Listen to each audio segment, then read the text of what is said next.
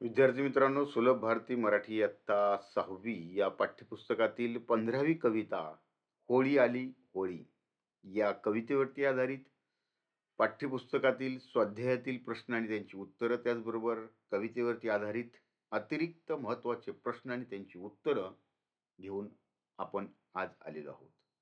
तर चला सुरुवात करूया. सुरुवातीला स्वाध्यायातील प्रश्न आणि त्यांची उत्तरं. पहिला प्रश्न आहे, 1 ते 2 शब्दात उत्तरे लिहा. यामधील पहिला प्रश्न आहे, होळीला करावयाचा गोड पदार्थ कोणता? आणि उत्तर आहे पुरणपोळी. ठीक आहे, पुरणपोळी महाराष्ट्राचा प्रसिद्ध असा हा खाद्यपदार्थ आहे. त्याचबरोबर दुसरा आहे, केर कचरा टाकण्याचे ठिकाण. बघा, आपण एकतर कचरा पेटी किंवा कचरा खड्ड्यामध्ये टाकतात, त्याला कचरा कुंडी. 1-2 वाक्यात उत्तरे लिहा. पहिला प्रश्न आहे, कवीने काय तोडण्यास मनाई केली आहे? तर कवीने झाडे आणि झाडांच्या फांद्या तोडण्यास मनाई केलेली आहे. होळीच्या वेळी झोळी कशाने भरावी? तर होळीच्या वेळी झोळी ही सद्गुणांनी भरावी. सद्गुण म्हणजे चांगले गुण. होळीसाठी मोळी कशी बांधावी?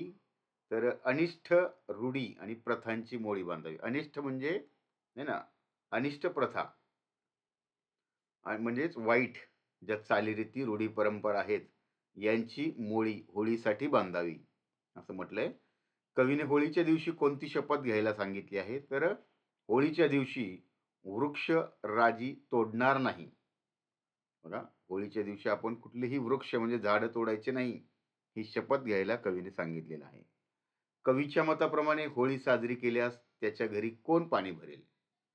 जर आपण कवीनं जे सांगितलेलं आहे, म्हणजे कवीच्या मताप्रमाणे जर होळी साजरी केली, तर त्याच्या घरी निसर्ग राजा नक्कीच पाणी भरेल, असं कवी म्हणतायत. पुढचा प्रश्न आहे, पर्यावरणाचं भान ठेवून होळी साजरी करा. याबाबत तुमचं मत 2-3 वाक्यात लिहा. स्वमतावरती आधारित आहे ना, पर्यावरणाचं जतन करा, पर्यावरणाची जाण ठेवा, त्याची भान ठेवा, याबाबत आपलं मत व्यक्त करायचं आहे. बघा, होळीच्या सणा दिवशी गल्लोगल्ली जागोजागी होळी पेटवली जाते. या होळीमध्ये जाळण्यासाठी आपण झाडं मोठ्या प्रमाणावर तोडतो. तर ही झाडं जाळल्यामुळं वायू प्रदूषण एकाच ठिकाणी मोठ्या प्रमाणात होतं.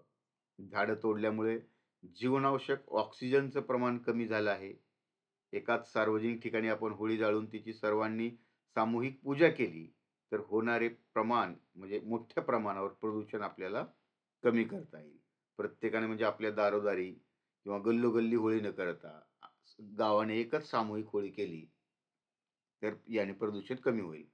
होळीच्या दिवशी झाडे न तोडता आपण झाडे लावण्याचा संकल्प करूयात आणि आपण आपल्या पृथ्वीचं संवर्धन करूयात, पर्यावरणाचं रक्षण करूयात, असा संदेश यामधून आपल्याला मिळतो. होळीच्या सणाची तयारी तुम्ही कशी कराल? होळीच्या सणाची तयारी, प्रथम मी घराच्या अंगणामध्ये पाण्याचा सडा शिंपून अंगण स्वच्छ करून घेईल. नंतर होळीसाठी अंगणात एक छोटासा खड्डा तयार करेन आणि त्या खड्ड्यात थोड्या प्रमाणात वाळलेलं गवत, शेणाच्या गोवऱ्या आहे ना, ज्याला हिंदीमध्ये उपले म्हणतात, हे गौऱ्या उभ्या करून रचून ठेवेल. नंतर होळीभोवती सुंदर रांगोळी काढून घरा आईच्या कामात मदत करेल. तर यामध्येच समजा तुमच्याकडे कशा प्रकारे होळी साजरी करतात आणि तुम्ही त्या ठिकाणी होळी सणाची तयारी कशी कराल, हे उत्तर तुम्ही त्या ठिकाणी लिहू शकता. तुमच्या परिसरात आदर्श होळी साजरी करण्याची एक सूचना फलक तयार करा.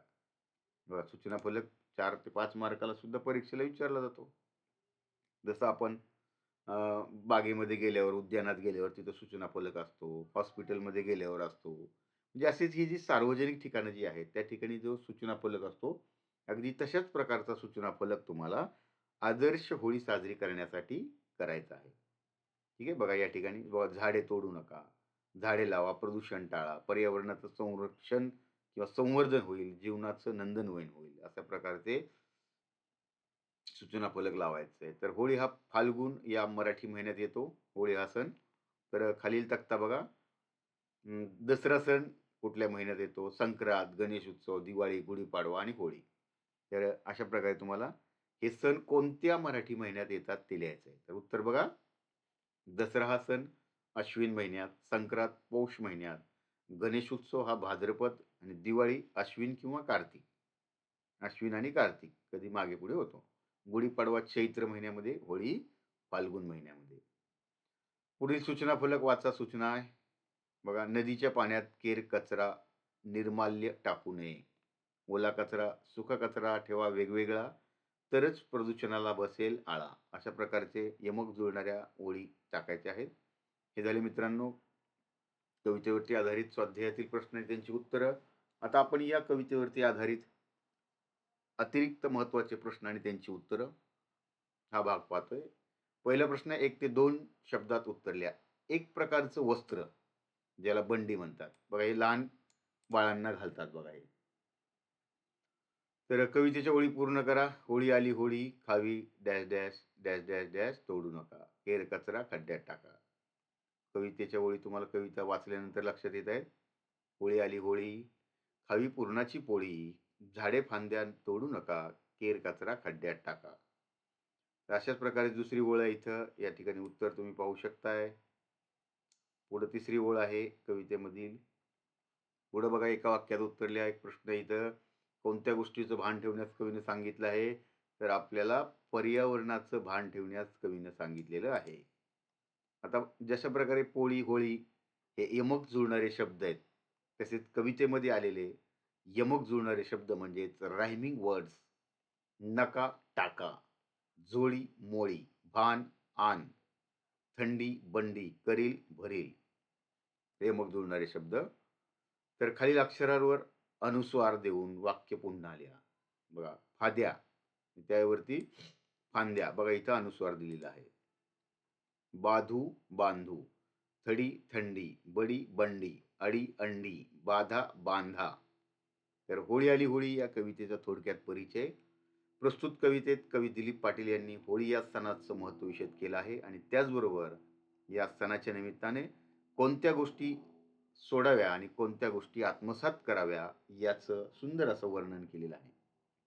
मित्रांनो, होळी या कवितेमध्ये आलेले शब्द आणि त्यांचा अर्थ या ठिकाणी आपण पाहूया. होळी एक भारतातील सण आहे.